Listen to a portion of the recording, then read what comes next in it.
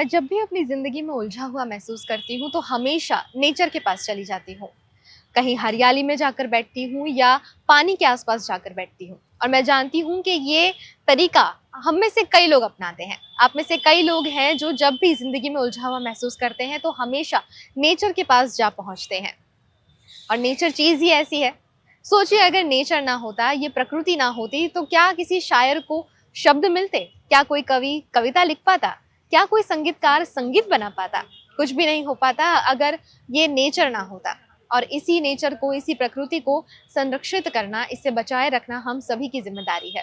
और इसी के चलते आज के लिए मैं आपके लिए लेकर आई हूँ ये खास एपिसोड, ये खास वीडियो, जहाँ पर हम बात करेंगे वडोदरा और वडोदरा की स्थिति के बारे में।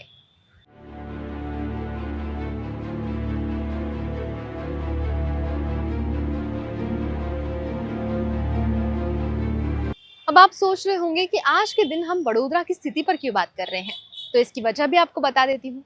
आज के दिन को वेटलैंड डे के तौर पर मनाया जाता है। वेटलैंड क्या होता है ये भी मैं आपको बता देती हूँ।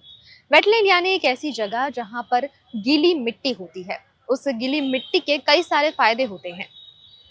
सबसे पहले ये बात तो आप जानते ही हैं कि प्रकृति अपने नियमों के हिसाब से चलती है, और जब एक भी नियम का उल्लंघन होता है तो उसका खामियाजा हर किसी को भुगतना पड़ता है। वेटलैंड की क्या अहमियत है, वेटलैंड की वडोदरा में क्या स्थिति है, और वडोदरा में जो तालाब, जो नदियों की स्थिति है, उसका खराब होने की वजह से वडोदरा पर क्या असर हो रहा है, आज के इस वीडियो में हम इस पर चर्चा करेंगे।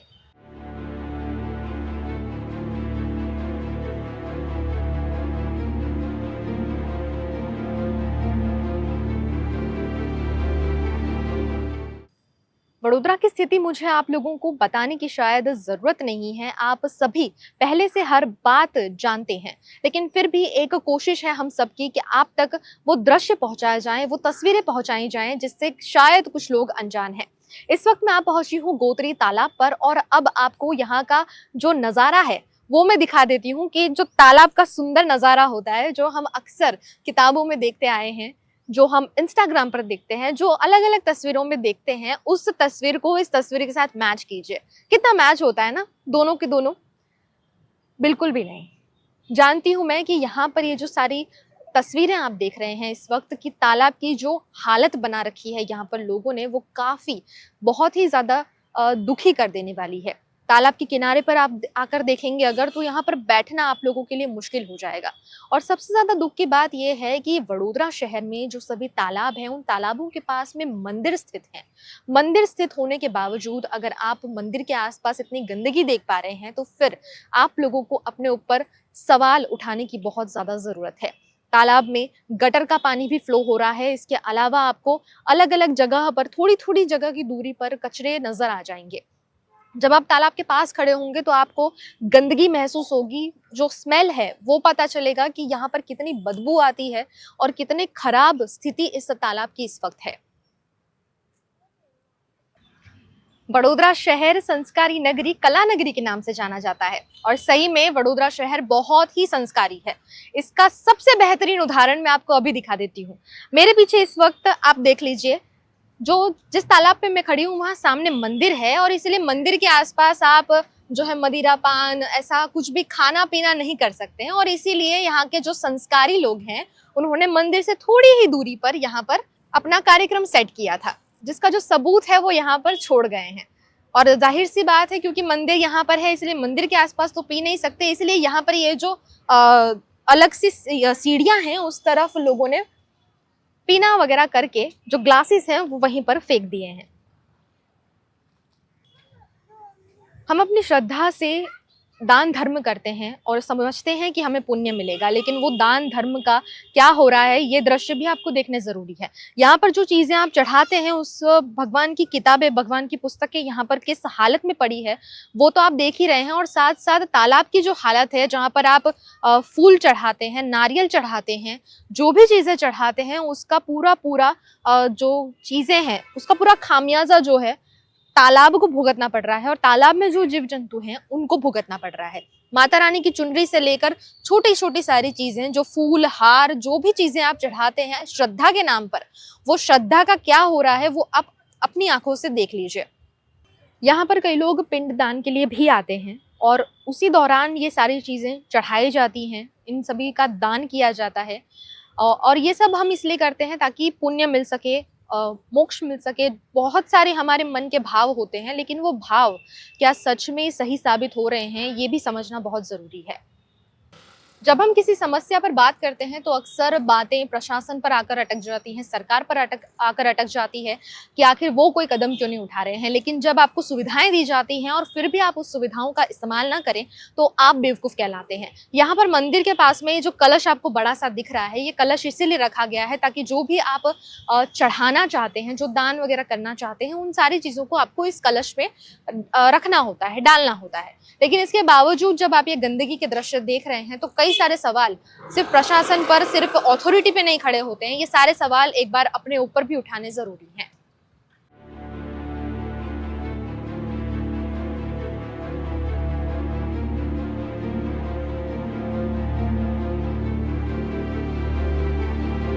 ये बहुत दुख की बात है कि जब भी कोई खास दिन होता है, हम उस खास दिन पर ही बहुत जागरूकता दिखाते हैं, अवेयरनेस कैंपेन चलाते हैं, लोगों को जागरूक करने की कोशिश करते हैं। लेकिन उस एक दिन के अलावा बाकी पूरे साल न जाने हमारी ये समझदारी, हमारी ये जागरूकता कहाँ गायब हो जाती है। हम अगर कोशिश कर रहे हैं पर्यावरण के प्रति अपना कुछ योगदान देने की, तो वो योगदान सिर्फ एक दिन का नहीं रहना चाहिए, और यही कोशिश है हम सभी की। और इसीलिए आप तक एक सटीक जानकारी पहुंचाने का जिम्मा हमारा है। तो हम आपको आज पूरी जानकारी देंगे कि वडोदरा में जो स्थिति है वेटलैंड्स की, जो बाढ़ की स्थिति बन जाती है, जो तालाब और नदियों की स्थिति है, इससे आपको रूबरू होना बहुत ज़्यादा ज़रूरी है। और इसी के चलते आज हमारे खास मेहमान हैं डॉक्टर दीपा गवली जी, जो कि गुजरात इकोलॉजी सोसाइटी के डेप्यूटी डायरेक्टर और सेक्रेटरी हैं। तो सबसे पहले उनका स्वागत करेंगे और उनसे जानेंगे सबसे पहले वेटलैंड और वडोदरा की स्थिति के बारे में। बहुत बहुत स्वागत है मैम आपका। और आज हम दर्शकों के साथ में आपको जोड़ रहे हैं ताकि जो दर्शक हमें वडोदरा के देख रहे हैं आपके जरिए उन तक वो बात पहुंचा सके जो आप शायद उच्च अधिकारियों तक पहुंचाना चाहते हैं, लेकिन उन्हें समझ नहीं आ रहा है। तो हम कोशिश करेंगे कि दर्शकों तक पहले ये बात समझ आ जाए। तो सबसे पहले वडोदरा और वेटलैंड क्या स्थिति है इसकी? वडोदरा में जो वेटलैंड्स की स्थिति है बहुत मैं कहती हूँ अच्छी नहीं है, जो होनी चाहिए थी। अगर हम महाराजा के काल में देखा जाए तो उस टाइम पे ये सब तालाबों का एक पूरा मैनेजमेंट सिस्टम बहुत अच्छा होता था।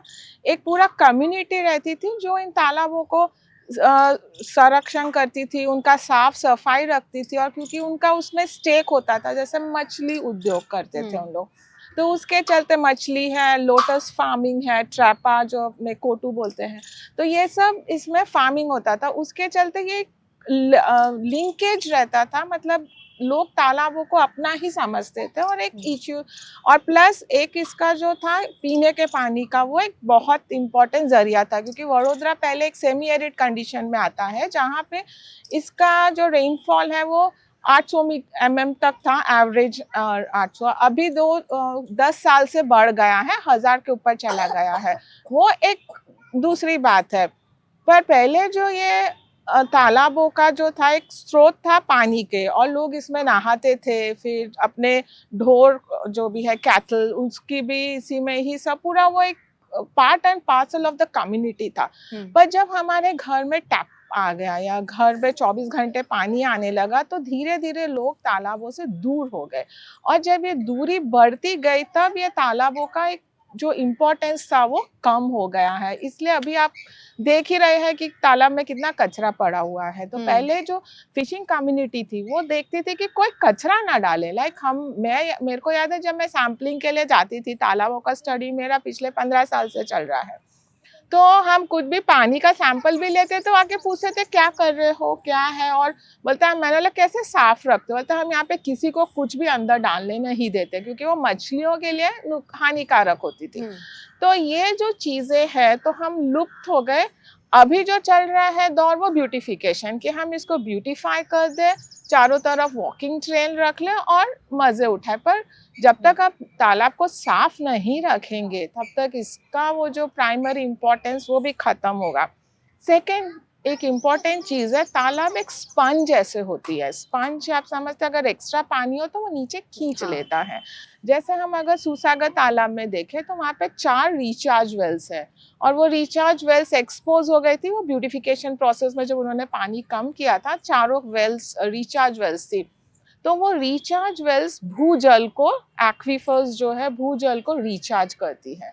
तो ये जो कनेक्ट है वो बहुत इंपॉर्टेंट है, खासकर बाढ़ के समय में ये तालाब काफी पानी अपने अंदर ले सकता है, और रिचार्ज वेल्स के द्वारा वो नीचे चला जाता है। और जितने भी हमारे हाई राइज बिल्डिंग्स है वो सारी वो भूजल पे डिपेंडेंट है। तो अगर हम भूजल को ही खत्म कर दे, तालाबों को खत्म कर दे, तो ये बहुत जो इको सस्टेनेबिलिटी की हम बात करते हैं, एनवायरमेंट, इकोलॉजिकल, वाटर सस्टेनेबिलिटी, वो एक इश्यू बहुत बन जाएगा आगे जाके। राइट। जो वेटलैंड कंजर्वेशन उतना ही इम्पोर्टेंस है, लोगों को उतना ही उसको साफ सफाई रखना पड़ेगा, सो दैट आगे जाके हमें पानी की समस्या से दूर रह सकते हैं। जी। ऐसे में ये सवाल भी कई लोगों के मन में आता होगा कि वडोदरा के जो वेटलैंड्स हैं वो इकोसिस्टम को किस तरह से प्रभावित करते हैं, क्या प्रभाव होता है उसका? हाँ, ये जो मैंने अभी पूरा समझाया है, इकोसिस्टम यानी पूरा जैसे अब एक सिटी आ गया है, तो एक नया शब्द इंट्रोड्यूस कर रही हूँ मैं, जैसे अर्बन इकोसिस्टम। ठीक है, तो अर्बन इकोसिस्टम का ये एक भाग हो जाता है वेटलैंड्स, उसे हमें ब्लू जोन्स बोलते हैं। जब प्लानिंग करते हैं तो ब्लू और green zones, parks and ponds, तो इनका तालमेल और इनका रखना बहुत ज़रूरी है, क्योंकि ब्लू जोन्स भी उतनी ही इम्पॉर्टेंट है। तो अगर ये तालाब होती हैं, इनका इंटरकनेक्शन रहता है, तो पानी एक तालाब से दूसरे तालाब तक आराम से चला जाएगा, और जो फ्लडिंग, वाटर लॉगिंग का इश्यूज होता है वो भी काफ़ी हद तक अर्बन इकोलॉजी में हम सॉल्व कर सकते हैं। मैं एक उदाहरण दूंगी, जैसे गोरवा पॉन्ड है, गोरवा हमारे जीआईडीसी में जो गोरवा मार्केट के पास है, तो गोरवा पॉन्ड गोत्री पॉन्ड से, इस तालाब से कनेक्टेड था। गोत्री से पानी जाता था भाईली तालाब, भाईली तालाब से वो समियाला होके बाहर विश्वामित्री में जाता था। तो ये पूरा सिस्टम था। अगर हम इनके लिंकेजेस देखें तो कहीं ना कहीं गोरवा और गोत्री के बीच में लिंकेज टूट गया है। भले उन्होंने आर्टिफिशियल चैनल डाल दी है, पर जो नेचुरल सिस्टम था वो खत्म हो गया। उसके चलते नए एरियाज में, अभी सुभानपुर एरियाज में वाटर लॉगिंग होने हो गया। एंड देन फिर जब गोत्री से भाईली के बीच में जाते, वहां का भी कनेक्शन थोड़ा टूट गया है, क्योंकि जब ड्रेन्स, जो नेचुरल ड्रेन्स थी, उसको उन्होंने आल्टर कर दिया है। तो ये जो चीजें हैं, उसके चलते वाटर लॉगिंग कंडीशंस, रोड में पानी भरे रहना, ये समस्या बड़ौदा में बढ़ गई है। बाढ़ तो है, ठीक है, वो नदी की बाढ़ है, पर अगर इवन बारिश भी, थोड़े से बारिश या 2-3 इंच, 5 इंच बारिश में तो बड़ौदा में वाटर लॉगिंग दिखता है। सो ये सारा इस द लॉस ऑफ वेटलैंड्स का एक बहुत बड़ा रीजन है कि हमारा इतना सारा बढ़ गया है वाटर लॉगिंग इश्यूज। आपकी बातों से ये बहुत ही साफ तौर पर समझ में आ जाता है कि वेटलैंड्स की स्थिति अभी उतनी अच्छी नहीं है वडोदरा में। लेकिन ये समझना भी बहुत ज़रूरी है कि जब वेटलैंड्स कम हो रहे हैं और धीरे धीरे करके जब खत्म हो जाएंगे तो इसका पर्यावरण पर कितना बुरा असर पड़ सकता है। हाँ, सबसे पहले असर तो होगा बर्ड्स का। जो बर्ड्स और एक्वेटिक लाइफ जो इनमें रहती है, वो पूरा सिस्टम ही हम खत्म कर देंगे। अब मैं एग्जांपल देती हूँ हरनी पॉन्ड का। तो हरनी पॉन्ड बिफोर ब्यूटिफिकेशन, मतलब एक टाइम था जहाँ पे वहाँ पे 180 बर्ड्स आती थी, इनफैक्ट माइग्रेटरी बर्ड्स। तो माइग्रेटरी बर्ड्स ऐसी हैं कि जो सेंट्रल एशिया, लाइक यूरोप से आती है विंटरिंग के लिए इंडिया में। तो उनके लिए ये तालाब बहुत इंपॉर्टेंट है, जहाँ पे वो रुकते हैं, रूस्टिंग करते हैं और वापस फिर जाते हैं।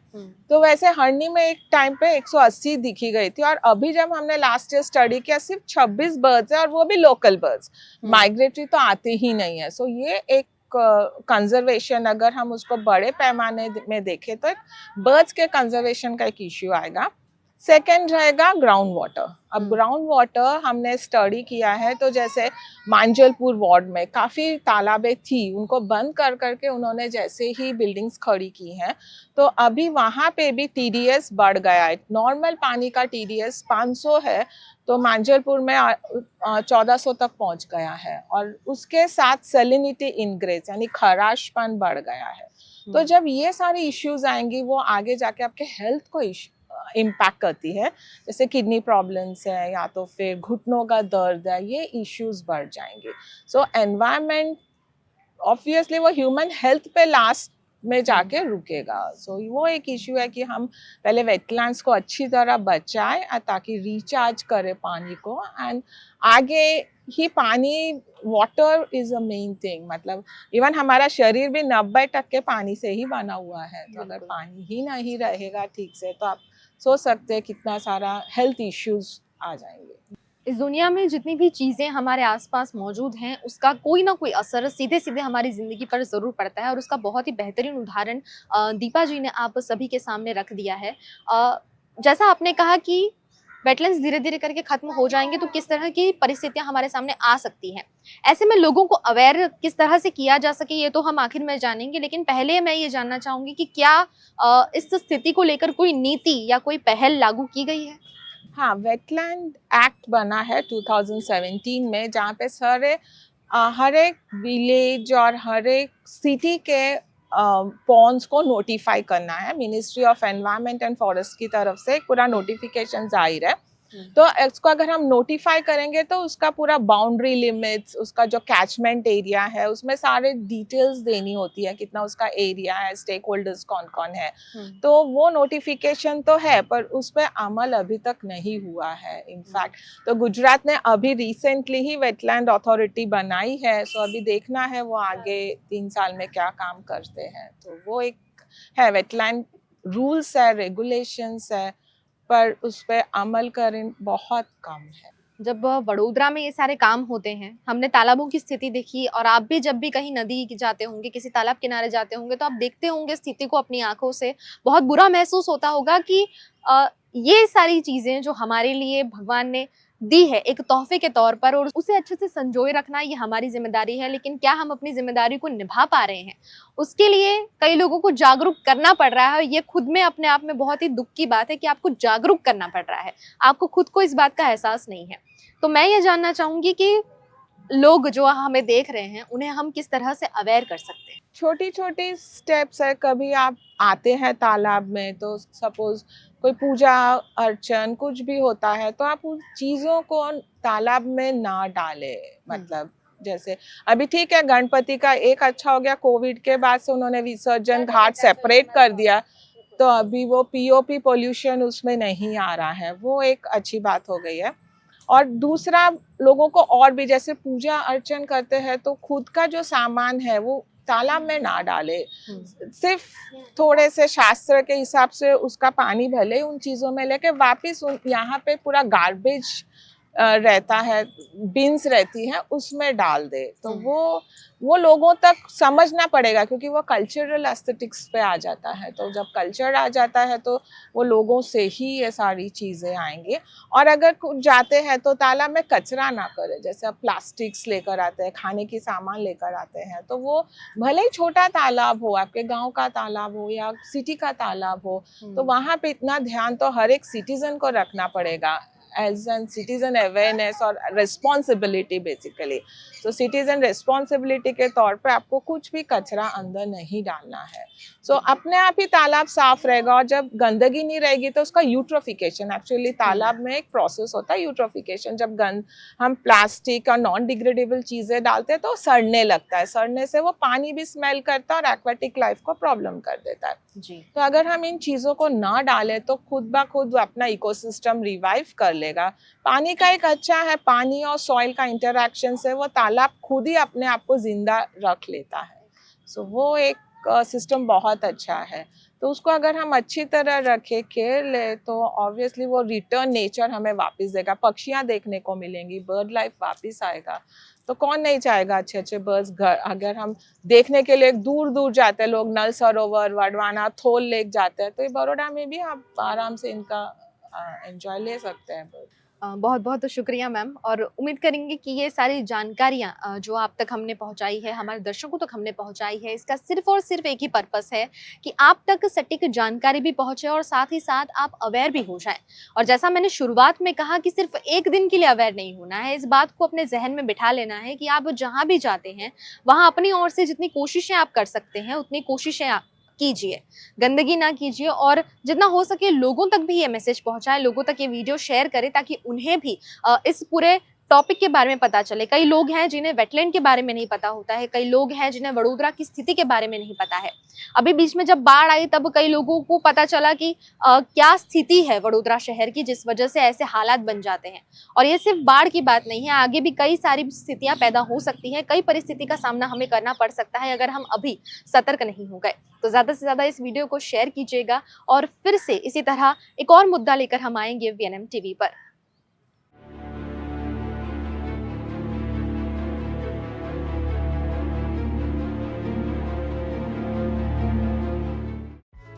Himanshu Sales Corporation, your trusted destination for top quality consumer electronics since 1994. TV showroom से शुरुआत करने के बाद अब गुजरात के अलग अलग शहरों में हिमांशु सेल्स के electronic super stores, TV, washing machine, fridge, water purifier, vacuum cleaner, water cooler, mixer, OTG और वाटर हीटर, डिफरेंट और अपडेटेड टेक्नोलॉजी के इलेक्ट्रॉनिक अप्लायंसेस हिमांशु सेल्स में अवेलेबल। इस दिवाली अपने घर को नए इलेक्ट्रॉनिक अप्लायंसेस से सजाने विजिट करें Himanshu sales corporation. Himanshu sales corporation, G2 silver plaza, old Padra road, Vadodara, Gujarat.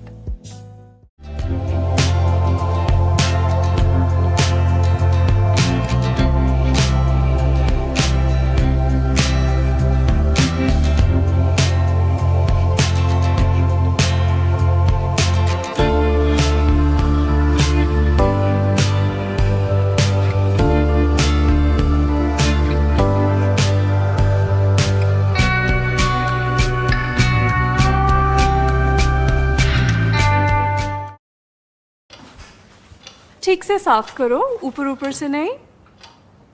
VLDC मतलब बोरिंग लुकिंग, इसको साफ करके क्या फायदा? इतनी बेइज्जती। Switch to RR signature designer BLDC fans, जो बोरिंग लुकिंग नहीं, वेरी स्टाइलिश लुकिंग है। RR सिग्नेचर फैंस, आपके काम की बात। Every new year we take a new year resolution. New year resolution का मतलब होता है upgrading your life, which means upgrading your lifestyle and upgrading your living space. And that is why the best choice is Trilogy by Courtyard.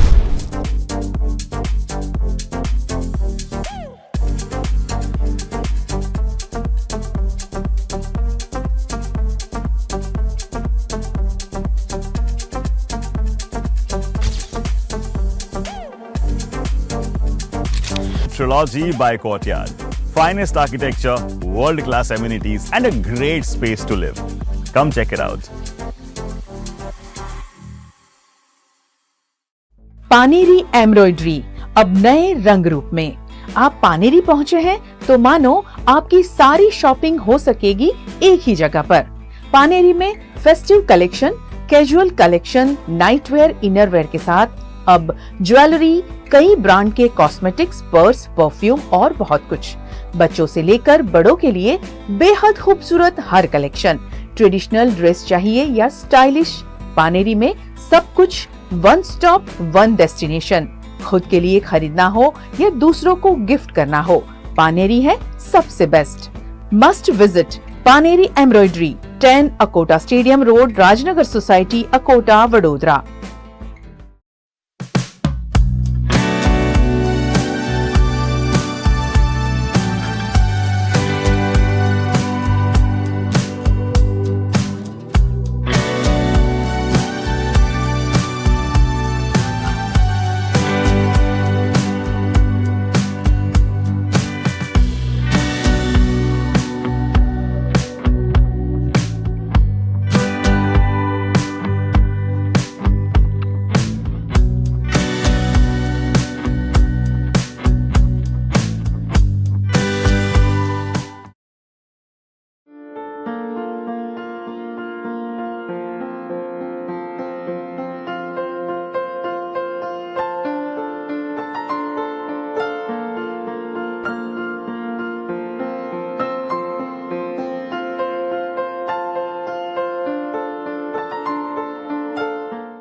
नमस्कार, मैं हूँ आरती और आप देख रहे हैं वेनम टीवी किड्स। ये संडे कुछ अलग सा दिख रहा होगा आप सबको। बिल्कुल सही सोचा आपने। मैं आज स्टूडियो में नहीं हूँ, लेकिन मैं मेरी बहुत ही फेवरेट जगह पर हूँ। मैं आपको बताना चाहूँगी कि मैं आज मौजूद हूँ चेतन बालवाड़ी में। चेतन बालवाड़ी को हम सभी जानते हैं। ये faculty of community and sciences यानी कि हमारी खुद की जो फैकल्टी है महाराजा सयाजीराव यूनिवर्सिटी की, उसका डिपार्टमेंट यानी कि human development and family studies का बहुत ही अहम हिस्सा है ये चेतन बालवाड़ी। चेतन बालवाड़ी लेबोरेटरी स्कूल है और यहाँ पर नर्सरी, जूनियर और सीनियर तीनों क्लासेस के बच्चे यहाँ पे आते हैं। ये प्री स्कूल है, पढ़ते हैं। और मैं बताना चाहूँगी कि चेतन बालवाड़ी जो है ये गुजराती मीडियम स्कूल है। तो अगर आप अपने बच्चों के लिए गुजराती मीडियम स्कूल ढूंढ रहे हैं, स्पेशली प्री स्कूल, और वो भी ऐसा इंफ्रास्ट्रक्चर या फिर ऐसी आइडियोलॉजी जो चाइल्ड वे यानी कि प्ले वे अप्रोच को ध्यान में रख के क्रिएट की गई है और जो बरसों पुरानी है, अगर मैं कहूँ तो ये जगह उसके लिए ही है। और अगर आप ऐसे पेरेंट हैं जो जानते हैं या जो चाहते हैं कि बच्चों का फाउंडेशन जो है वो बहुत स्ट्रॉन्ग होना चाहिए, तो फिर ये आपके लिए है। तो इस समय जैसे हम सभी जानते हैं कि कुछ महीनों में ये सेशन ख़त्म होगा और अगले साल हमारा नया सेशन भी स्टार्ट होगा। तो आप अगर आना चाहते हैं तो अपने बच्चों के लिए यहाँ पर इनके ऑफिस समय पर आप आके ज़रूर मिल सकते हैं। तो चलिए आज मुलाकात करते हैं दो ऐसे प्री स्कूल एजुकेटर्स के साथ जो इस क्षेत्र में काफ़ी सालों से अपना योगदान दे रहे हैं। और आज जो हम बात करने वाले हैं ये बहुत ही अलग टॉपिक है। कहा जाता है कि फाउंडेशन स्टेज जो है ये बच्चे के जो उसकी जो एजुकेशनल जर्नी है उसका बहुत ही इम्पॉर्टेंट हिस्सा है, क्योंकि यहाँ उसकी नींव रखी जाती है। और ये नींव जितनी हम सभी जानते हैं कि स्ट्रॉन्ग होती है तो इमारत उतनी ही ऊंची बनती है और उतनी ही लंबे समय तक सीधी खड़ी रहती है। और इस नींव में सबसे इम्पॉर्टेंट योगदान जो है वो देते हैं हमारे एजुकेटर्स, जो अर्ली एजुकेटर्स हैं। तो आज हम एक बहुत ही अलग पर्सपेक्टिव पे बात करने वाले हैं। हम बात करने वाले हैं प्रोजेक्ट अप्रोच की। आप सभी जानते हैं, जहां हमने अक्सर हमारे गुजराती एजुकेशन सिस्टम में सुना है कि भार वगड़नु भंतर, वो हम सुनते आते हैं, उसका मतलब भी हम जानते हैं। लेकिन यहाँ पर अलग अलग अप्रोचेस से चीज़ें की जाती हैं, प्रोजेक्ट्स को कंडक्ट किया जाता है। ये क्यों किया जाता है और इसके पीछे का क्या मकसद है, और ये करने के बाद बच्चों की ग्रोथ और डेवलपमेंट में क्या फ़र्क दिखता है, आज उसी पे चर्चा करेंगे। तो चलिए मुलाकात करते हैं मेरे दो जो गेस्ट हैं आज उनसे। सबसे पहले हम मुलाकात करेंगे, जो मेरे पहले गेस्ट हैं वो है मिसेस शफाली राठौड़। मैम आपका बहुत बहुत स्वागत है। शफाली मैम ये अर्ली एजुकेटर हैं और पिछले 11 वर्षों से चेतन बालवाड़ी से जुड़ी हुई हैं और नर्सरी, जूनियर, सीनियर तीनों ही कक्षाओं में ये पढ़ा चुकी हैं। मैम के साथ मेरे जो दूसरे गेस्ट हैं वो हैं मिसेस कृति पडियार। मैम आपका भी बहुत बहुत स्वागत है। कृति मैम जो हैं ये भी अर्ली एजुकेटर हैं, पिछले 3 वर्षों से चेतन बालवाड़ी से जुड़ी हुई हैं और अपना योगदान इस क्षेत्र में यानी कि अर्ली एजुकेशन में दे रही हैं। तो आप दोनों का ही स्वागत है। और आज हम बात करने वाले हैं मेरे बहुत ही करीब टॉपिक, और आई एम श्योर जब आप प्री स्कूल एजुकेटर्स, स्पेशली अगर आप चेतन बालवाड़ी का हिस्सा हैं, तो प्रोजेक्ट अप्रोच जो है वो बहुत ही दिल के करीब होता है किसी भी टीचर के। तो सबसे पहला प्रश्न मेरा शफाली मैम आपसे है कि अगर आप मेरी ऑडियंस को ये बताएं कि एक्चुअली प्रोजेक्ट अप्रोच क्या है और इसमें क्या क्या चीज़ें देखी जाती हैं। प्रोजेक्ट अप्रोच को हम परियोजना के नाम से भी पहचान सकते हैं।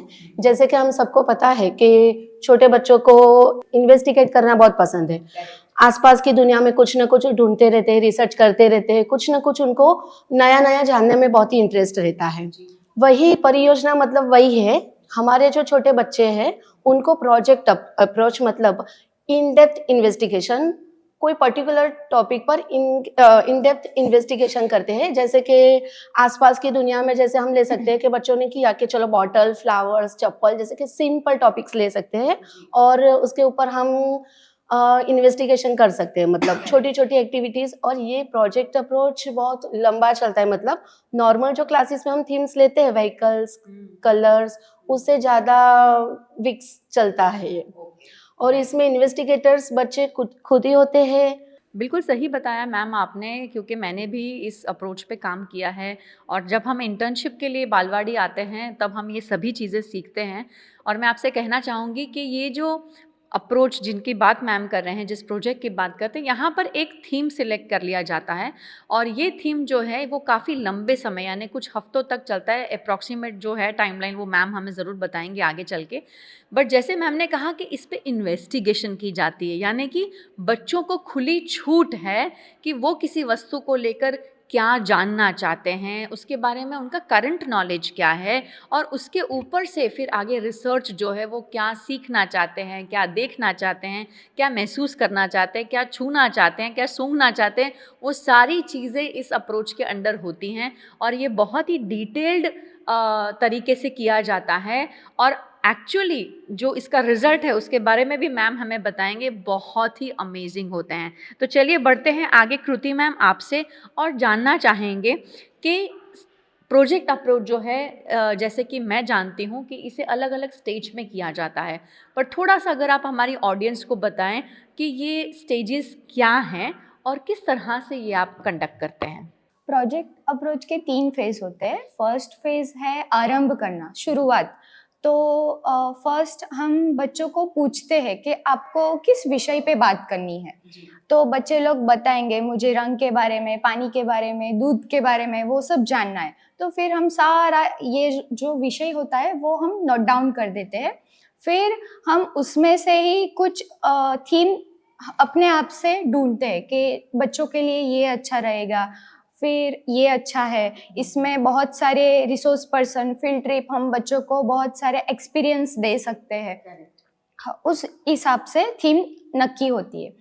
फिर जब फर्स्ट फेज में शुरुआत हो जाती है तो हम बच्चों को बहुत सारे प्रश्नावली करते हैं, प्रश्न पूछते हैं डिफरेंट वे से। हम रिडल्स के थ्रू पूछ सकते हैं, हम सिचुएशन दे सकते हैं बच्चों को, फिर हम बहुत सारे ऐसे क्वेश्चन आंसर कर सकते हैं और हमें पता चलेगा फर्स्ट फेज में कि बच्चे इसके बारे में कितना जानते हैं। फिर फर्स्ट स्टेज में सारा कुछ प्रश्नों के ही थ्रू होगा और बच्चे बहुत सारे आंसर देंगे और वो हम रिकॉर्ड भी करेंगे और कुछ आंसर हम नोट में भी हम नोट डाउन करेंगे, क्योंकि हमें भी पता चले कि बच्चे लोग इसके बारे में कितना जानते हैं, कितना नहीं जानते। तो ये हमारा रहेगा फर्स्ट फेज। और फर्स्ट फेज में फ्री ड्राइंग होता है। तो हमने जिस टॉपिक के बारे में बातचीत की है बच्चों के साथ, उस हिसाब से बच्चे लोग ड्राइंग करेंगे। और वो ड्राइंग ऐसा नहीं होगा कि चलो आपको ये बनाना है, ये बनाना है, ऐसा नहीं होगा कि हमने किस बारे में चर्चा की है, हमने क्या प्रश्न पूछे थे, आपने क्या जवाब दिए थे, उस बारे में आपको ड्राइंग करना है। तो बच्चे लोग बहुत अच्छे से ड्राइंग करेंगे। फिर होता है वैसे ही इजल पेंटिंग होता है। तो इजल पेंटिंग में भी ऐसा ही होगा कि जिस दिन का जीडी होगा, ग्रुप डिस्कशन, उस हिसाब से इजल पेंटिंग होगा। और होता है क्ले वर्क, माटी काम।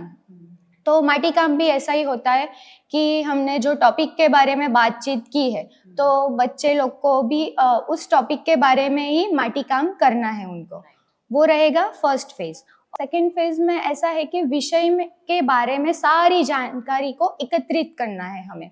तो उसमें टीचर देखेंगे कि हमें कौन सी फील्ड ट्रिप पे बच्चों को ले जाना है, टॉपिक के बारे में किस रिसोर्स पर्सन को बुलवाना है, क्या हम करवा सकते हैं बच्चों के साथ, वो रहेगा। और बच्चे लोग जब सेकेंड फेज होता है ना, तो बच्चे लोग बहुत सारे क्वेश्चन आंसर करते हैं कि मैम ये है तो ऐसा कैसे हुआ, रंग है तो रंग कैसे बना है, आप दिखाओगे हमें रंग बनाकर। तो हमको वो भी हमें दिखाना है। सेकेंड फेज में हम बहुत सारे एक्सपीरियंस दे सकते हैं बच्चों को। ऐसा नहीं कि हमें सिर्फ वीडियो के थ्रू ऐसे बिठा के सिर्फ हमें बातचीत करना है, वैसे नहीं करना है। सेकेंड फेज में हमें बच्चों को ले जाके फील्ड ट्रिप पे ले जाके उनको एक्सपीरियंस देना है, एक्सप्लोर करना है बच्चों को कि देखो ये जगह है, वहाँ पर कौन क्या काम करता है, कैसी चीज़ें हैं, वो सब बच्चे लोग देखेंगे। और उसका भी सेकेंड फेज में फ्री ड्राइंग होता है, इजल पेंटिंग होता है और क्ले वर्क होता है। हाँ, और थर्ड फेज होता है कि परियोजना का समापन। वो हम कैसे करेंगे कि बच्चे लोग डिसाइड करते हैं कि हमें कैसे ये पूर्ण करना है, हम किसको बुला सकते हैं, हम क्या डेकोरेशन कर सकते हैं थीम के हिसाब से क्लासरूम में, फिर हम कौन सी जगह कहाँ पर रखें, फिर जो भी हमने फर्स्ट, सेकंड और थर्ड फेज में जो भी सारी एक्टिविटीज़ की है उसका हम डिस्प्ले करेंगे और बच्चों को पूछेंगे कि चलो ये हमने कैसे बनाया था, कैसे किया था, कौन सा मटेरियल यूज़ किया था, बच्चों को प्रिपेयर करेंगे हम। और थर्ड फेज के बाद होता है उनका एग्जीबिशन। अमेजिंग। आई थिंक आपको पता चल गया होगा जब मैंने आपको बात किया कि इन डेप्थ इसके ऊपर काम किया जाता है। और जैसे मैम ने कहा कि प्रोजेक्ट अप्रोच के 3 फेजेस हैं और वो तीनों फेजेस उन्होंने आपके लिए डिस्क्राइब भी किए। एक्चुअली अगर आप देखें तो ये बहुत ही दिलचस्प पूरा एक्सपीरियंस है। ये समय टीचर्स का रोल बच्चों के साथ सिर्फ एक फैसिलिटेटर का है। बच्चा जो है वो सारे काम खुद कर रहा है, वो एक्सप्लोर खुद कर रहा है, वो उस पर रिसर्च भी खुद कर रहा है, चीज़ें बनाने की कोशिश कर रहा है। अगर चीज़ें टूट रही हैं तो क्यों टूट रही है, उसके ऊपर उसका जो थॉट प्रोसेस है वहाँ पे वो भी डेवलप हो रहा है। और यही चीज़ जब हम फील्ड में लेके जाते हैं, मतलब प्रैक्टिकली ये चीज़ें कैसी लगती हैं, वो भी एक्सपीरियंस उनको मिलते हैं। तो आप सोच सकते हैं कि एक छोटी सी चीज़ या कोई भी एक टॉपिक को कितना इंटरेस्टिंग बन जाता है जब हमें इन डेप्थ उसके ऊपर काम करने का अवसर मिलता है। और वही चीज़ें यहाँ पर हो रही हैं। चलिए अब जुड़ते हैं शेफाली मैम आपसे। और शेफाली मैम आपसे जानना चाहेंगे कि आपके अनुसार जब हम किसी भी कंसेप्ट को यूजुअल वे में, जो आप बालवाड़ी में रूटीन में चीज़ें सिखाती हैं, लेकिन वही चीज़ अगर आप प्रोजेक्ट अप्रोच के थ्रू सिखाती हैं तो आपको उसमें क्या फ़र्क दिखता है? इस परियोजना में बच्चे जो टॉपिक है, विषय है, जो खुद ही सिलेक्ट करते हैं और परियोजना के दौरान बच्चे लर्निंग बाय डूइंग, मतलब खुद ही लर्न करते हैं, खुद ही सीखते हैं। नया नया कुछ भी सीखना है तो अपने आप ही सीखते हैं, एक्सप्लोर करते हैं नई नई चीज़ें। फिर इनको ये भी है कि फील्ड ट्रिप्स लेकर जाते हैं, मल्टीपल फील्ड ट्रिप्स होती रहती है उसमें। और जैसे कि कृति मैम ने बताया, वैसे 3 फेजेस नहीं होते उसमें। फर्स्ट फेज में बच्चों का प्रेजेंट नॉलेज चेक करते हैं। बच्चे पूरा प्रोजेक्ट, वैसे तो देखना चाहिए तो पूरा प्रोजेक्ट बच्चे ही करते हैं। फील्ड ट्रिप वही पसंद करते हैं कि उनको कौन सी जगह पर जाना है, किसको इनवाइट करना है, क्या उनको ज़्यादा इन्फॉर्मेशन चाहिए पर्टिकुलर टॉपिक के बारे में, वो सब बच्चे पसंद करते हैं। तो मेरे मुताबिक जो जनरल हम क्लासरूम में जो थीम्स लेते हैं उसके अलावा ये प्रोजेक्ट अप्रोच है, उससे बच्चों का बहुत ज़्यादा लर्निंग होता है, प्रॉब्लम सॉल्विंग स्किल्स डेवलप होती है, decision making power, critical thinking skills, ये सब एनहेंस होती है।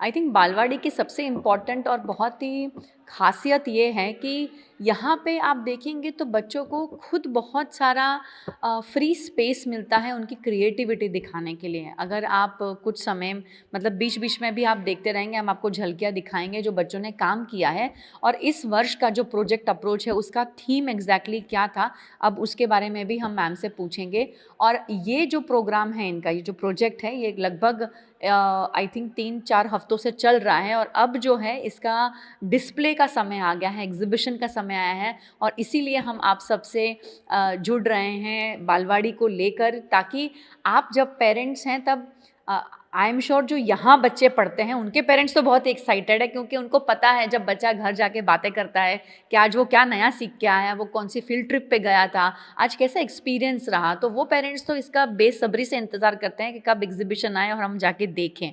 और उसका चार्ज भी पूरा अगर आप देखेंगे तो वो बच्चों ने लिया हुआ होगा।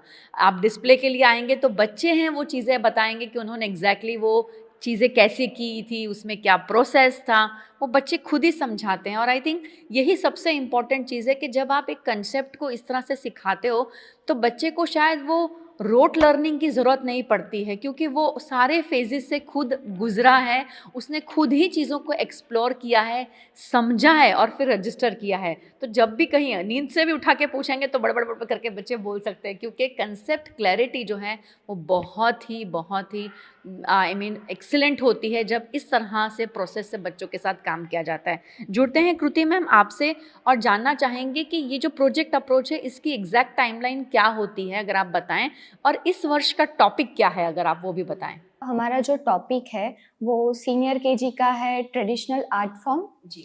नर्सरी का है मटेरियल और जूनियर केजी का है प्रिंट।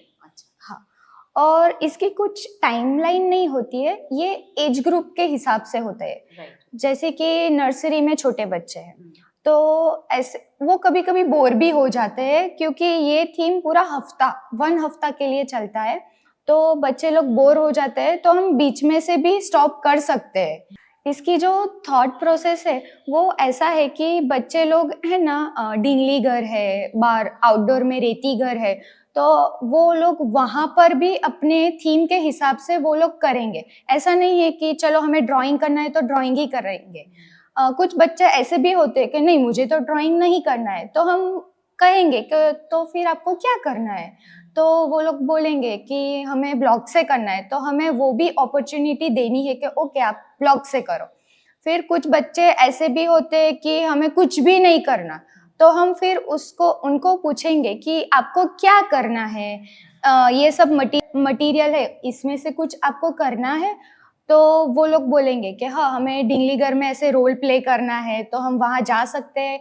तो हमें बहुत सारे ऐसे एक्सपीरियंस उनको देने हैं, उनके लिए सारे ऑप्शन हमें ओपन रखना है। Very nice. I think ma'am ने जैसे कहा कि इसकी कोई टाइम फ्रेम नहीं है, यानी कि आप समझ गए कि यहाँ पर बच्चों को पूरी फ्रीडम है कि वो एक टॉपिक को कितना समय के लिए ज़्यादा से ज़्यादा समय सीखना चाहते हैं या कितना कम से कम समय सीखना चाहते हैं।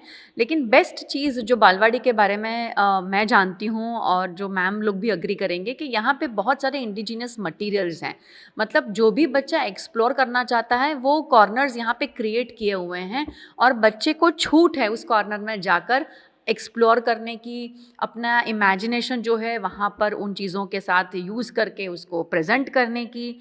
हाँ, उनको ये डिसिप्लिन वगैरह चीज़ें ज़रूर सिखाई जाती हैं, अगर कुछ लेना चाहें तो मैम की परमिशन ले फिर जाके उस चीज़ को एक्सप्लोर करें। लेकिन खुला आसमान कहते हैं ना कि जब आपको खुला आसमान दिया जाता है तब आपके पास एक्चुअली आपकी जो क्रिएटिविटी है, आपका जो थॉट प्रोसेस है वो इतना खुलकर बाहर आता है, इतना पॉजिटिवली बाहर आता है। वो ये प्रोजेक्ट अप्रोच के दौरान हमें दिखता है। कुछ बच्चे ऐसे भी होते हैं ना कि जो बहुत बोलते हैं क्लास में, पर कुछ होते हैं बहुत शांत होते हैं। बट जब आप उनको अलग अलग मटेरियल्स देते हैं तो कुछ बच्चे कुछ चीज़ें गा के भी सुनाते हैं और बता देते हैं कि हाँ ये कंसेप्ट मैंने गाने से आपको समझा दिया कि मुझे आता है। कुछ बच्चे ब्लॉग्स के थ्रू शायद सिखा देंगे कि हाँ जो मैंने सीखा वो मैंने आपको ब्लॉग्स में करके दिखाया। कोई शायद कहानी के तौर में बता दें। तो यही है कि कंसेप्ट आप कैसे भी सीखें, आप किस तरह से उस चीज़ को लेते हैं और बच्चा किस तरह से उसको बताने की कोशिश कर रहा है, वो फ्रीडम पूरी यहाँ पर दी जाती है। और कुछ बच्चे ऐसे भी होते हैं कि मैम मुझे कुछ भी नहीं करना, आप सिर्फ मेरे साथ बैठो और बातचीत करो, उनको वो भी अच्छा लगता है। आई थिंक वो बहुत इम्पॉर्टेंट है मैम, क्योंकि जब हम सिर्फ बालवाड़ी की नहीं किसी भी प्री स्कूल की बात करते हैं और इस एज ग्रुप में हर बच्चे को यही चाहिए कि मेरी टीचर सिर्फ मेरे बगल में बैठे और मुझे सिर्फ मेरे साथ बातें करती रहें, क्योंकि वो अटेंशन जो टीचर का मिलता है ना, आई थिंक वो बहुत खास है इस उम्र में। तो चलिए अब वापस जुड़ेंगे शेफाली मैम आपसे और जानना चाहेंगे इस एग्जीबिशन की डिटेल्स के बारे में। अगर आप हमारी ऑडियंस को बता दें कि अगर पेरेंट्स देखने आना चाहते हैं तो सिर्फ बालवाड़ी की पेरेंट्स ही आ सकते हैं कि this is open to all, कोई भी आके विजिट कर सकता है, कौन सी डेट्स रहेंगी, क्या टाइमिंग्स रहेंगे, प्लीज़ अगर ऑडियंस को बताएं। 7th and 8th February 10 to 12 का टाइमिंग है। इसके बीच में आप प्रोजेक्ट अप्रोच का एग्जीबिशन देखने के लिए बालवाड़ी में आ सकते हो। ओपन फॉर ऑल है, आप आपके फ्रेंड्स कलीग्स किसी को भी इनवाइट कर सकते हो। और सभी स्कूल के बच्चे, किसी को भी आना है आप आ सकते हो। प्लीज़ हमारे बच्चों का जो भी आत्मविश्वास है वो बढ़ाना आकर, वो आपको बहुत अच्छी तरीके से, यहाँ पर हमने जो बताया वो तो ठीक है, लेकिन प्रोजेक्ट अप्रोच परियोजना क्या है हमारे बच्चे आपको बहुत सही तरीके से समझा पाएंगे। और हमारा जो ये टॉपिक लिया है इंडियन आर्ट फॉर्म्स, वो भी आपको बहुत अच्छी तरीके से एक्सप्लेन कर पाएंगे। Amazing, thank you so much Shefali ma'am और thank you so much Kriti ma'am आज हमारे साथ जुड़ने के लिए। अब आपको यहाँ पर किए गए काम की थोड़ी थोड़ी झलकियाँ हम दिखाएंगे, जो बच्चों ने, जिस तरह से मैम ने बात किया कि इंडियन आर्ट फॉर्म्स, उस पर बच्चों ने काफ़ी काम किया है और ये क्या किया है, कैसे अलग अलग आर्ट्स उन्होंने कौन से माध्यम पे, मतलब कौन सा मीडियम यूज़ किया है उसको रिप्रेजेंट करने के लिए, वो सारी झलकियाँ अब हम आपको दिखाएंगे। लेकिन आपको करना सिर्फ एक ही काम है, 7 और 8 फरवरी को आपको ट्राई करना है कि अगर आप चेतन बालवाड़ी आ सकें और नर्सरी, जूनियर, सीनियर तीनों ही क्लासेस में प्रोजेक्ट अप्रोच का डिस्प्ले लगा रहा होगा, बच्चे होंगे, आप बाकायदा वहाँ पर आकर इसका हिस्सा बन सकते हैं। और आई थिंक आपको भी बहुत सारी चीज़ों का आइडिया आएगा कि अगर आप ऐसा कुछ घर पर करना चाहते हैं अपने बच्चों के साथ, क्योंकि स्कूल में तो बच्चा सिर्फ 3 या 4 घंटे है, उसके बाद तो घर पर आएगा, तो घर पे अगर आप इसी टीचिंग को, लर्निंग प्रोसेस को कंटिन्यू करना चाहते हैं तो घर पे ऐसे कौन सी चीज़ें हैं, ऐसे कौन से मटेरियल्स हैं जिसका आप यूज़ कर सकते हैं और ये लर्निंग प्रोसेस को कंटिन्यू कर सकते हैं।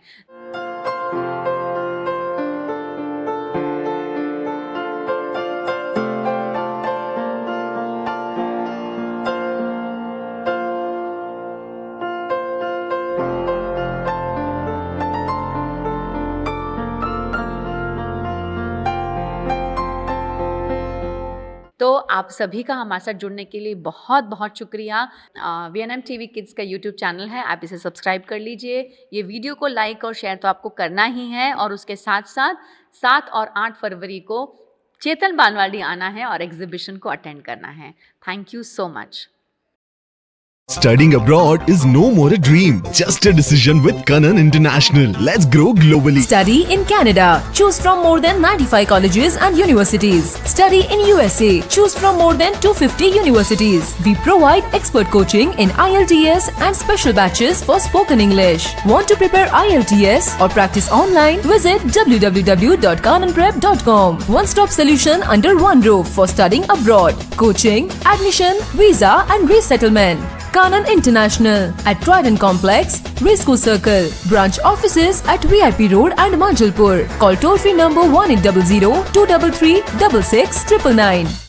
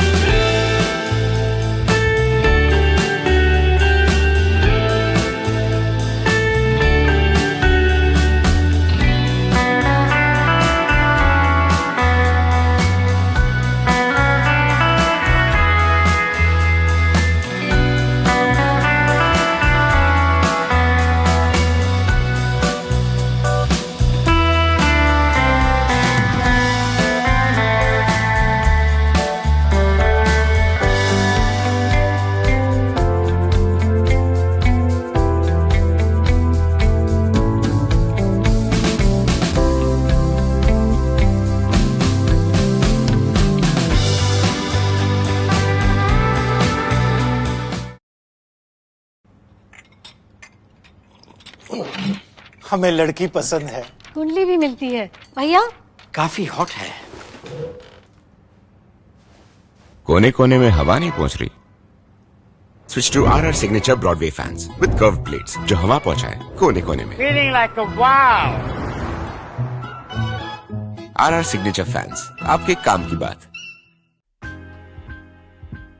Welcome to Courtyard Palladium. 3 BHK large size apartments જ્યાં તમને મળશે એક grand living room with an amazing view, સાથે એક comfortable dining area, a perfect kitchen for your perfect family. Now 3 bedrooms નો પહેલો bedroom with an amazing balcony view. સાથે the second bedroom which is very comfortable, very cozy and has ample of sunlight. And now for the third and the master bedroom of this house. This is so amazing, so grand and so beautiful. Best વાત આ અપાર્ટમેન્ટ્સની એ છે કે અહીંયા તમને મળે છે walk through balcony. So now I see you in the living room. Let's go. This is amazing, right? Courtyard Palladium, 3 BHK large apartments near Earth Infinity in Bhaili. Don't forget to visit.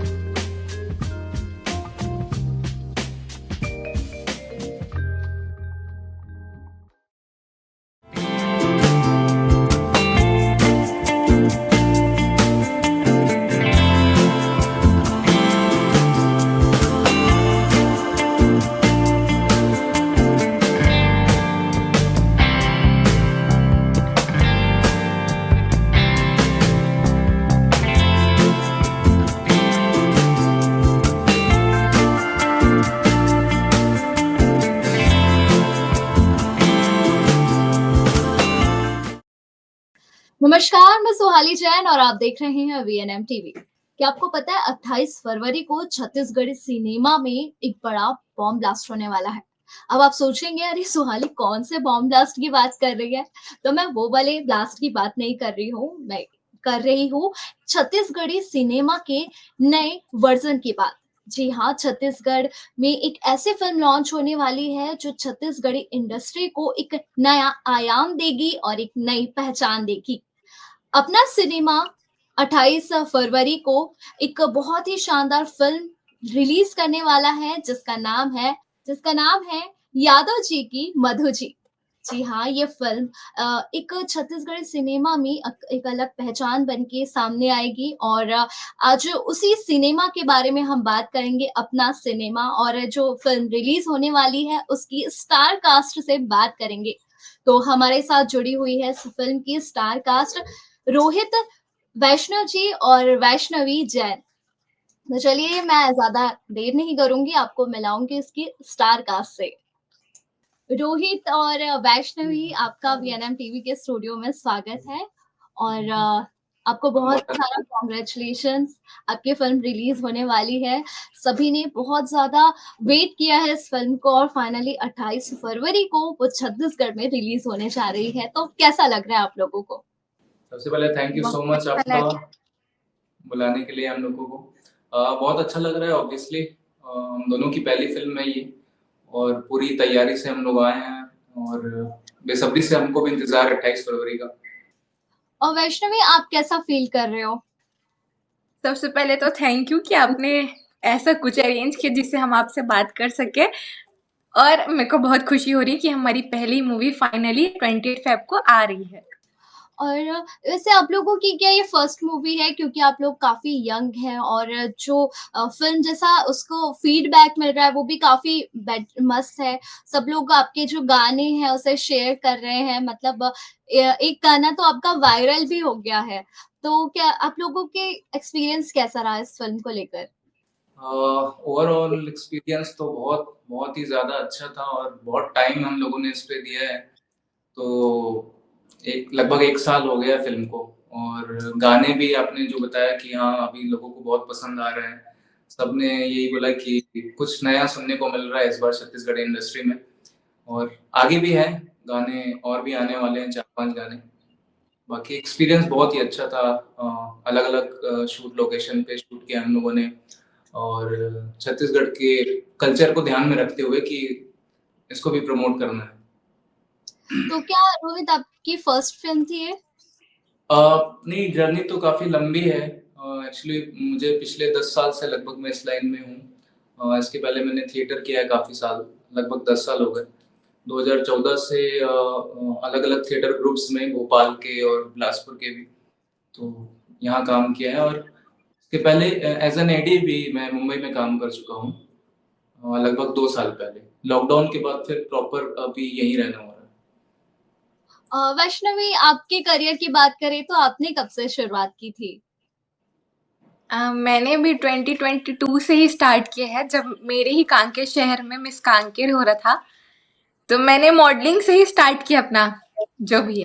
तो सबसे पहले मैं miss Kanker बनी, फिर miss Chhattisgarh, फिर 2022 में ही miss beauty of India.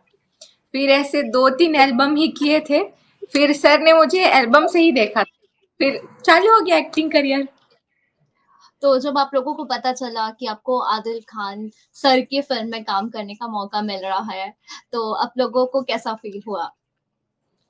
बहुत बढ़िया, बहुत अच्छा एक्सपीरियंस था आदिल के साथ, क्योंकि ऑलरेडी मुंबई में आदिल काम कर चुके हैं और इसमें लगभग जितने भी टेक्नीशियंस हैं, म्यूजिक डायरेक्टर से लेके एक्टर्स, सारे कुछ न किसी बैकग्राउंड से हैं, थिएटर किया हुआ है एक्टर्स ने, और टेक्निकली भी फिल्म बहुत अच्छी है और प्रॉपर ऑडिशन हुए हम लोगों के तो, हालांकि, और एक दो बार इसके पहले एक और फिल्म का प्लान था असल में अपना सिनेमा के साथ। अपना सिनेमा एक और फिल्म बना रही थी, उस पे मैंने पहले ऑडिशन दिया था उसके लिए। बाद में मुझे फिर इस फिल्म का स्क्रिप्ट सुनाया गया और फिर प्रॉपर वर्कशॉप हुए और फिर सिलेक्शन। तो अगर फिल्म की स्टोरी की बात करें, तो क्या आप मुझे थोड़ी बहुत स्टोरी बता सकते हैं? क्योंकि बहुत टाइम से इसका रिलीज सुन रही थी, हो रहा है, फाइनली अपडेट आ गई है। फैमिली कॉमेडी, लव रोमांस बोल सकते हैं, सब सारे रसों का थोड़ा थोड़ा निचोड़ देखने मिलेगा इसमें। हर 10 मिनट में कुछ चेंजेस है इमोशंस में, तो एक तरह से फैमिली फिल्म ही है, फैमिली कॉमेडी और लव का एंगल है उसमें। अच्छा, ये छत्तीसगढ़ी फिल्म है, तो जो छत्तीसगढ़ी सिनेमा की बात करें तो काफी मतलब उसके बारे में काफी पॉजिटिव रिव्यू नहीं रहे हैं, लेकिन ये जो फिल्म है कई सारे लोगों की उम्मीदें जुड़ी हुई हैं और काफी ये बॉलीवुड के लेवल तक की है ये फिल्म। तो आप कैसे देखते हैं छत्तीसगढ़ी सिनेमा को? डेफिनेटली काफी साल से छत्तीसगढ़ी सिनेमा देख रहे हैं। इसके पहले भी हम लोगों ने काफी जगह पे ट्राई किया कि कुछ अच्छी कहानी मिल जाए काम करने के लिए, या अच्छे डायरेक्टर से काम करना पड़े तो मजा आ जाए। लेकिन अभी कुछ टाइम से ऐसा था कि हम दोनों ही लगभग इधर उधर दूसरे मतलब जॉनर पे भी लगे हुए थे, क्योंकि अच्छी कहानी नहीं मिल रही थी। और अभी ऐसा हुआ कि आदिल खान जो है कि स्क्रिप्ट जब उन्होंने सुनाया तो लगा कि नहीं यार, इसमें कुछ नया फ्लेवर है, कुछ ह्यूमर्स है, डायलॉग्स पे काफी काम किया गया है, स्टोरी पे बहुत काम किया गया है। नॉर्मली यहाँ की छत्तीसगढ़ी फिल्मों में ऐसा होता नहीं है कि जब कास्टिंग की बात आती है तो बहुत वर्कशॉप नहीं होता है, डायरेक्ट फिल्म की शूटिंग स्टार्ट हो जाती है। तो एक तरह से कुछ नया था, क्योंकि सबने बहुत तैयारी के साथ यहाँ पे आए हुए थे, तो ये बहुत नया एक्सपीरियंस था। वैष्णवी, आप मॉडलिंग के साथ और क्या-क्या करती हैं? मतलब आपकी हॉबीज क्या-क्या हैं?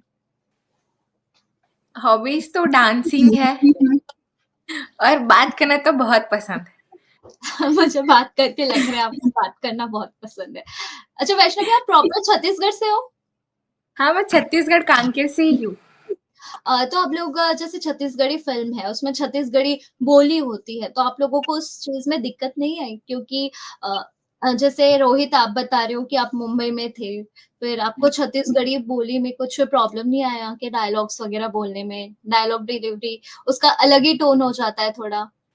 नहीं, उस तरह से तैयारी होती है थिएटर में भी, क्योंकि जब मैं भोपाल में एक्चुअली मैंने थिएटर किया हुआ है, तो वहाँ भी मैं एक छत्तीसगढ़ी ग्रुप था वहाँ थिएटर का, तो वो मैंने ज्वाइन किया हुआ था और काफी फेमस ग्रुप है, हबीब तनवीर जी का नाम शायद आपने सुना हो, थिएटर के जगत का काफी बड़ा नाम है।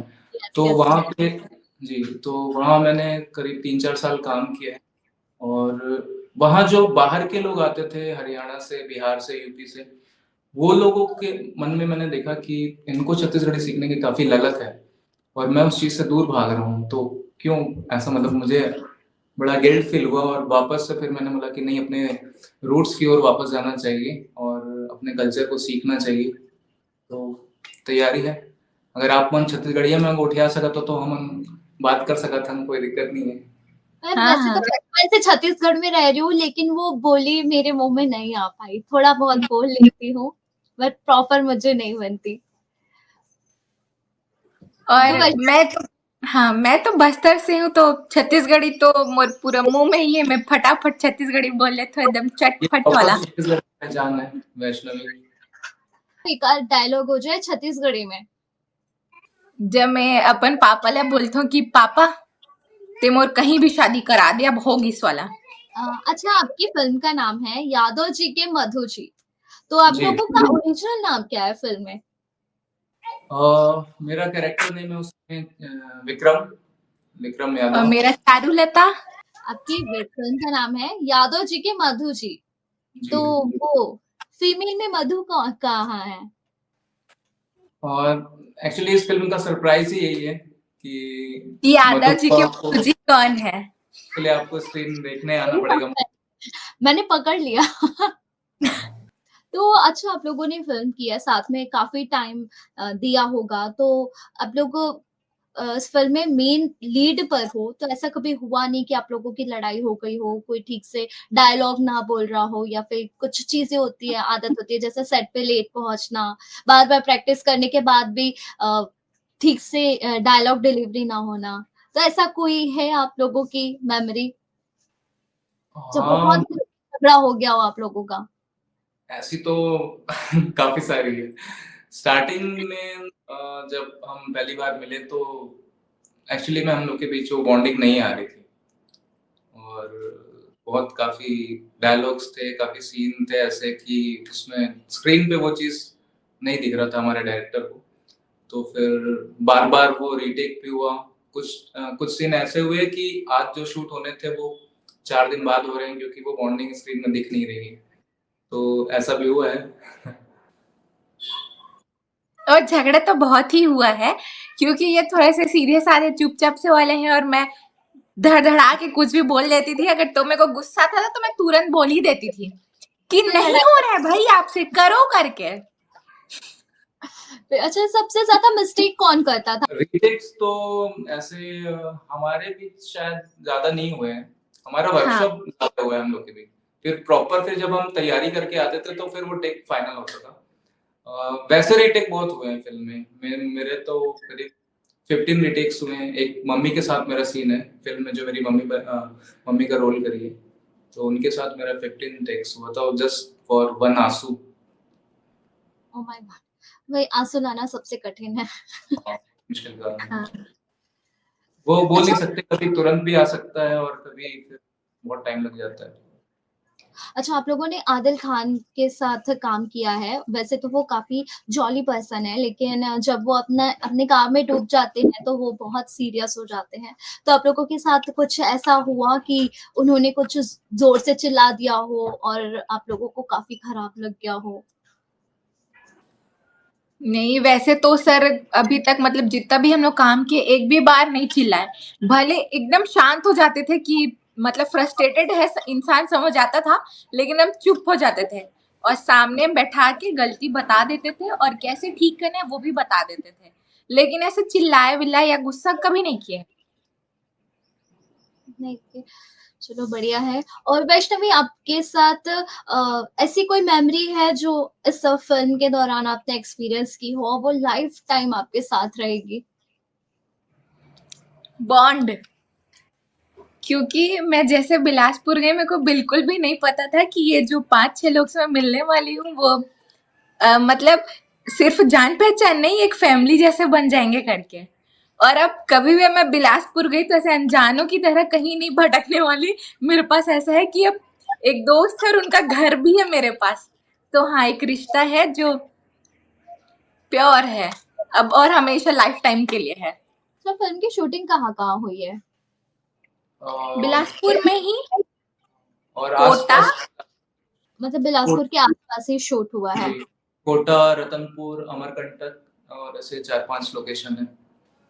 अच्छा, इस फ़िल्म में सबसे फ़नी कैरेक्टर किसका था? क्योंकि मैंने कुछ-कुछ शॉट्स देखे हैं, उसमें काफ़ी एंटरटेनमेंट दिखा मुझे। अच्छा जी का रोल किया है इनके, तो वो आप स्क्रीन में देखेंगे तो काफ़ी मज़ा आएगा। बहुत सारे कैरेक्टर हैं ऐसे और लगभग हर 5 से 7 मिनट में एक हँसी का फव्वारा ऑडियंस के चेहरे पे आएगा। इतनी गारंटी है हमारी। अच्छा, इसमें अगर आप लोगों के करियर की बात करें तो इस फ़िल्म को अगर अच्छा रिस्पॉन्स मिलता है तो क्या आप लोग और मतलब छत्तीसगढ़ी इंडस्ट्री से जुड़ना चाहेंगे? जी, जी, बिल्कुल। आप कहाँ देखते हैं अपने आप को? आपके फ्यूचर गोल्स क्या हैं? मेरा तो ऐसा था कि जब तक मैं बॉम्बे में था तो वहीं काम करना है, वहीं आगे बढ़ना है और छत्तीसगढ़ी इंडस्ट्री में मतलब बिल्कुल इंटरेस्ट नहीं था उस समय।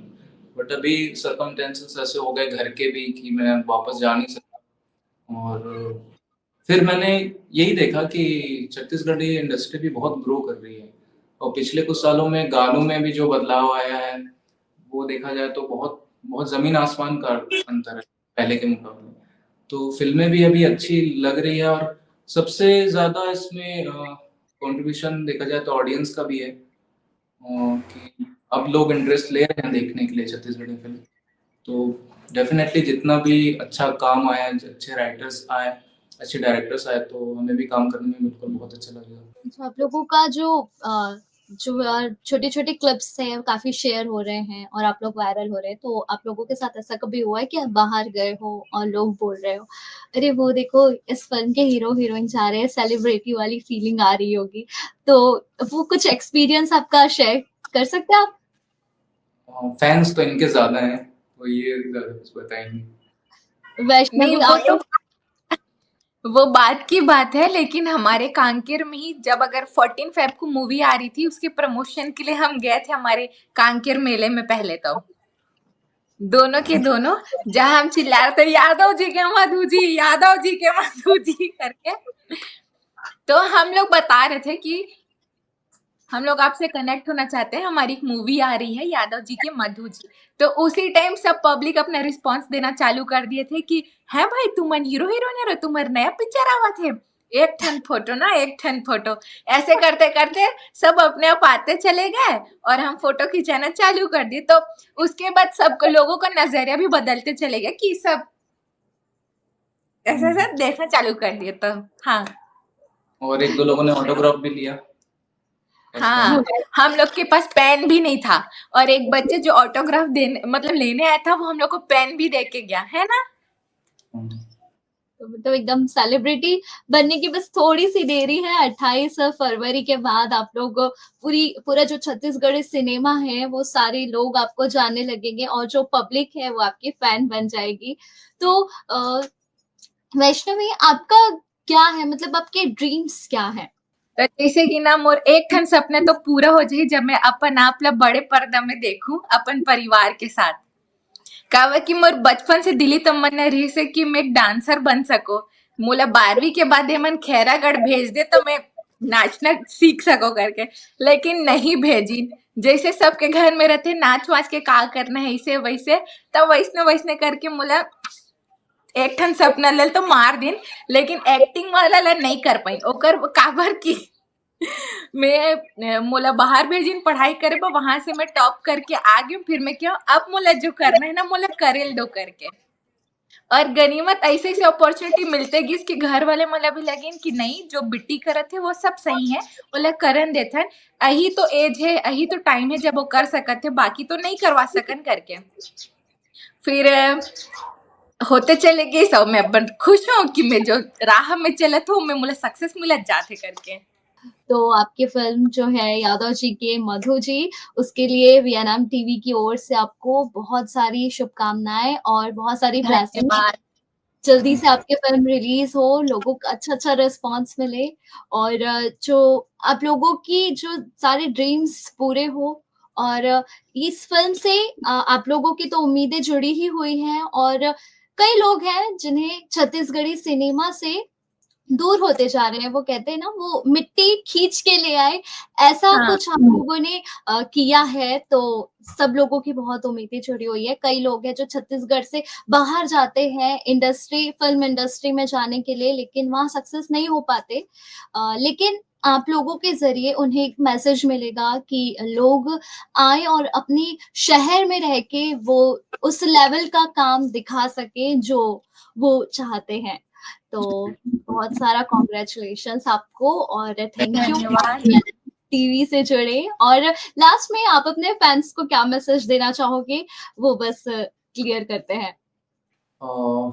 मैं तो यही बोलना चाहूँगा कि हमारे छत्तीसगढ़ के ऑडियंस को ज़्यादा से ज़्यादा छत्तीसगढ़ी फ़िल्में देखो, अपने रीजनल सिनेमा को प्रमोट करो जैसे बाहर के लोग कर रहे हैं। मलयालम हो चाहे गुजराती सिनेमा ही देखा जाए तो गुजराती थिएटर भी बहुत फ़ेमस है वहाँ पे। तो हम लोग थोड़ा-सा इस चीज़ में पीछे हैं, बाकी के लोगों के मुकाबले। तो मैं ये चाहूँगा कि फैन्स ज़्यादा से ज़्यादा फ़िल्में देखो और अपने छत्तीसगढ़ी कल्चर को सपोर्ट करो। मैं छत्तीसगढ़ के मतलब ये बोलना चाहूँ कि पहले तो आप मन ना बस्तर घूमे बर आओ। बस्तर में घूमे के बहुत अच्छा जगह है। तो आप मतलब भी लगे कि मतलब आप लग तब पता चले कि छत्तीसगढ़ सही में हरे का, सही में चीज का हरे करके। और हमन बहुत सोचन कि बाहर जाके हमन अपन काम चालू करबो या बाहर जाके अपन टैलेंट दिखा पाबो। त नहीं भाई और बहिनी मन, तुमन पहले जहाँ के हरो उहाँ अपन अच्छा से नाम बना लो, ओकर बाद बाहर के मन तो ऑटोमेटिक तुम ला जाने लगी। ता पहली तो जहाँ हमर रतन वहां पर नाम बनाना बहुत जरूरी, चाहे वो कैसे भी हो। एकदम सही बात बोली आपने।